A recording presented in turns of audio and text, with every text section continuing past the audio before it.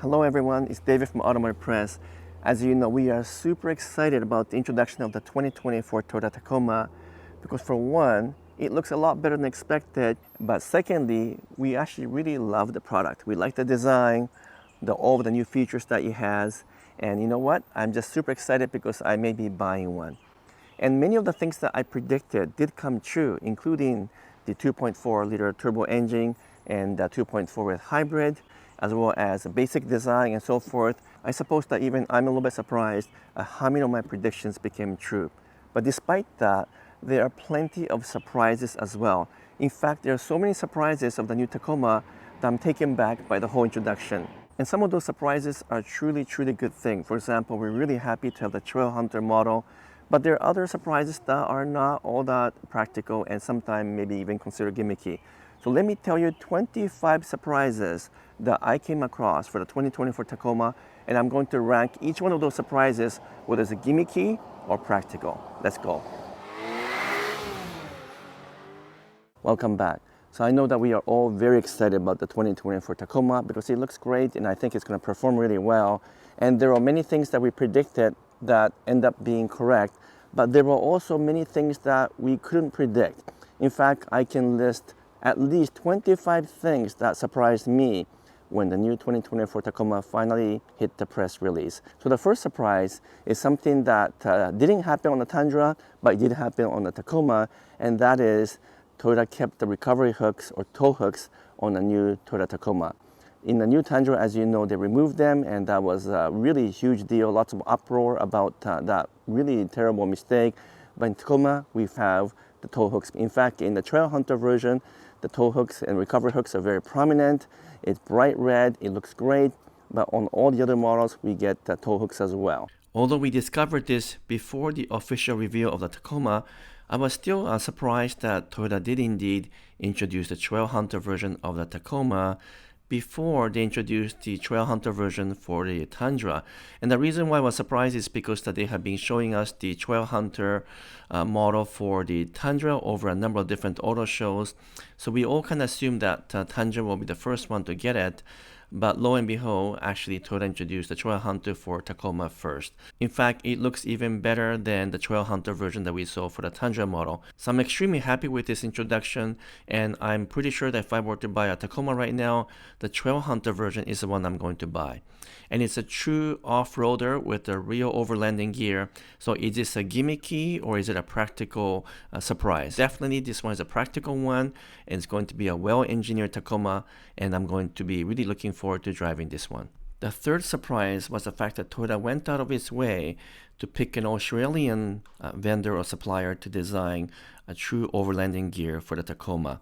So the partnership with ARB in the form of Old Man Emu, for example, surprised me because I thought, for one, they would pick a North American-based supplier, and two, they actually had these companies involved very early in the product development so that they can design these things properly from the very beginning. Good news for us is that even if we don't buy the Trail Hunter version, we can still get some of these accessories all designed by ARB to be equipped for the Tacoma. So obviously, this is a practical thing and not a gimmicky thing. So I'm actually quite excited about the whole partnership with ARB and other vendors as well. Fourth surprise is the fact that Toyota finally offers front stabilizer bar or sway bar disconnect. And with that disconnected, you can get a lot better articulation during some serious off-roading. So that's something I just didn't expect them to offer. And it is offered on a number of different models in the Tacoma lineup. And if you are really into overlanding or true off-roading, then this is definitely a practical and not a gimmicky surprise. The fifth surprise is the fact that even in the Trail Hunter, which is designed for serious overlanding, Toyota is offering both a 5-foot and a 6-foot bed. That is totally unexpected because usually on the high-end off-roading models such as the TRD Pro, Toyota typically only offered a shorter 5-foot bed. So that is a really good surprise, and therefore it's also a practical one. If you've actually used a crawl control before in the Tacoma, you'll notice that it was very noisy. So the sixth surprise is that Toyota actually went ahead and re-engineered it so that it is much quieter. Something that maybe we didn't ask for, but it's really nice to have. And therefore, it's not gimmicky. I think this is also a practical surprise. The seventh surprise is that even the TRD Pro version, which isn't quite as off-road capable as the Trail Hunter, it comes with a steel bumper, at least in the rear, and some really good hardware that just weren't offered in the previous TRD Pro. And from my perspective, it is definitely a practical surprise because you can do some serious off-roading and not worry too much about the damage to the rear bumper area. The next surprise is an interesting one. This is the eighth surprise. And this is only offered on the TRD Pro model, but Toyota actually designed and came up with a whole new seating system called the Isodynamic Performance Seats, and it uses air over oil shocks to stabilize the seat over rough pavement and rough roads. So essentially, it's a built-in shocks for the seats, and it looks very impressive from an engineer's perspective, and I still can't believe that they designed something like this. But honestly, I'm not quite convinced that this was required or needed for the TRD Pro because they improved the seats across the board anyway for all the Tacomas, and not quite sure if this kind of a fancy seating system was really required or necessary. So I'm going to vote this one as somewhat gimmicky, even though it's probably functional and I'm sure it works as suggested by Toyota, but I don't think it was required. And so for this one, I'm going to actually vote it as somewhat gimmicky versus practical. The ninth surprise is the fact that Toyota finally offers full-time automatic four-wheel drive on the Tacoma, at least in the limited model. That was a huge surprise because we don't have automatic four-wheel drive in the Tundra, and they never offered that in the Tacoma before. So having that on the Tacoma Limited is a shocking surprise, but really good surprise. It's way overdue, and they should have offered the automatic four-wheel drive on the Tundra as well. But for now, we'll just be happy to take it on the Tacoma. Despite the upscale and luxury intent for the Tacoma Limited, it still offers locking center differential, and therefore it is still very capable as an off-roader, and that is the 10th surprise.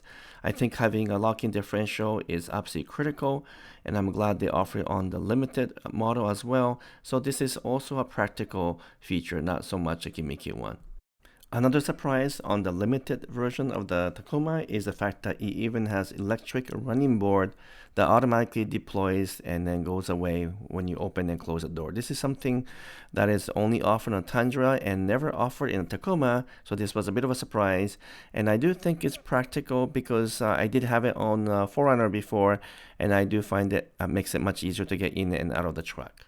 The 12th surprise is a good one, and that is a new electric tailgate that can open or close with a push of a button. This is something that is unexpected, not offered in a Tundra as well, and I absolutely love it. I think I will use this a lot if I were to buy a Tacoma with this option, and it is offered on a number of different models. So I really like this one, and it's definitely a practical feature. The 13th surprise is not really a surprise in the sense that we knew Toyota was going to offer coil springs in the rear, but what surprised me is that they offer leaf springs on the lower trim model. So the coil spring is not across the entire Tacoma lineup. So that's something that surprised me. And I'm going to vote this as a little bit gimmicky because it kind of doesn't make sense to have just the base models offer leaf spring, but all the other higher models have coil spring. I think Toyota should have offered coil springs all across the board. So I know this is to save money and cut some costs, but I don't agree with this one. The 14th surprise is the fact that Toyota kept the 6-speed manual transmission on some of the Tacoma models. And we're very happy about that because many of us thought that Toyota will drop the manual transmission to simplify the product lineup, but they didn't do that for 2024 Tacoma. So this is a good one. It's definitely a practical thing and not a gimmicky thing. And the 15th surprise is the fact that this manual transmission has some advanced technology, including a rev matching and what they call the anti-stall technology. Now, none of us have driven the Tacoma yet, so we don't know exactly how this works, but rev matching, at the very least, is typically not offered in something like a pickup truck, so it's really good to see that Toyota stepping up to offer something advanced in the Tacoma manual transmission model. Now, is it a gimmicky thing or practical thing? Well, the Rev Matching actually will work really well, so I know that's going to be a practical thing. But I'm not quite convinced the anti-stall technology is necessary or whether or not it even works well. And we wouldn't know that until we drive the truck. So for now, I'm going to say that it's going to be a practical thing to have both of these, but we'll have to wait and see until such time that we can prove that these things are indeed practical features on the manual transmission model. The 16th surprise is to do with the doors. We know that Toyota would have offered a double cab, but instead of offering the normal access cab with a kind of half door in the rear, Toyota dropped that and instead offers extra cab, which is a two-door version of the pickup truck with no rear door, making it more difficult to access the back, even if it's just to put some stuff in the back. So I was surprised that they did that and dropped the access cab altogether.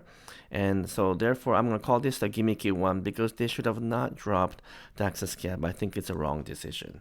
The 17th surprise is the fact that Toyota decided to bring back the TRD PreRunner nameplate from the past, but it's only offered for the US and not for Canada, and it only comes in two-wheel drive with all-terrain tires and also locking rear differential. So this was a bit of a surprise, and I think it's a practical one in a sense that we love that old nameplate coming back, even though it's a two-door version as opposed to an access cab. The 18th surprise is the fact that Toyota finally offers a real usable 2400 watt inverter versus the 400 watt.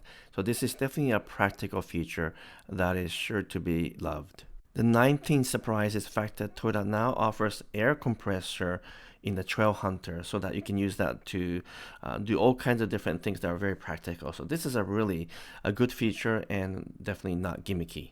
The 20th surprise is the fact that towing capacity went down a little bit for the new Tacoma at 6,500 pounds, but the payload did go up to 1,709 pounds, so maybe that makes up for it.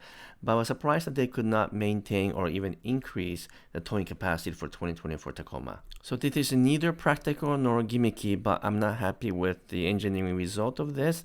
So for now, I'm going to call it a gimmicky result because they should have been able to work on this to maintain the exact same towing capacity. The 21st surprise is this huge air dam on some of the models. It just seems completely out of place, and I know they probably had to do that to somehow increase the fuel efficiency by reducing the air drag, but they could have designed something a bit smarter than what they have on the new Tacoma. So this is definitely a practical thing in a sense that it probably does improve fuel efficiency, but I'm going to call it gimmicky because the whole design looks terrible and I wish they did something different. The 22nd surprise is the fact that Toyota kept the exact same overall length for the new Tacoma, and that is to ensure that people can fit the Tacoma into a garage. I think it's a lesson they learned from a Tundra, which did get longer, and a lot of people complained that it's too long and too big to fit into their existing garage. So typically Toyota makes every car bigger when they redesign it, but for Tacoma they kept the same length, and that was a bit of a surprise. And I'm going to call that a practical decision because many of us don't like trucks that are too big. We're almost toward the end, but hang in there. The 23rd surprise is that Toyota decided not to tell us what the exclusive TRD Pro color is for 2024 Tacoma, or for that matter, 2024 TRD Pros in general. I'm a little bit surprised about that, but maybe they want to sort of space apart some of the news releases, and that's why they're not telling us. So we still don't know what the color is. I suspect that it'll be some kind of a blue hue or bluish color, but we'll have to wait to find out.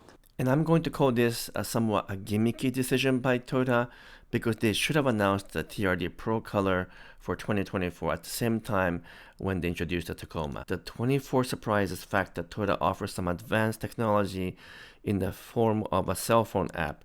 And so they are now going to be able to offer digital key, and you can pass that digital key to another person so that they can lock and unlock the truck just using their smartphone and not have to use an actual physical key. So this is something that is really interesting to see, but it could be practical or gimmicky depending on how you look at it. For me, I'm going to call it practical because I like to be able to use my phone to do everything. Maybe for some of you, it could be considered gimmicky. The 25th and the last surprise for the new Tacoma is this JBL speaker option. It's removable, it connects to the dash directly, and when you remove it, you can actually use it as an external Bluetooth speaker. And this is a bit gimmicky because when it's docked into the truck's instrumentation area, then it functions as a center speaker. So what happens if you actually lose this speaker, or if it gets damaged because you're using it outside, then you lose some of the functionality of the speaker system inside the truck. So I'm going to call this definitely a gimmicky one. I don't think it makes any sense to have this speaker option because most people have some kind of a Bluetooth external speakers already, so why make that part of a truck? So that's my last 25th surprise thing about 24 Tacoma. So I hope you enjoyed my video about the 25 surprises. So if you liked the video, I would appreciate if you can give me a thumbs up and make some comments. And if you haven't done so yet, would you kindly subscribe, and that would be truly appreciated. Until next video, I'm signing off for now. Thank you so much.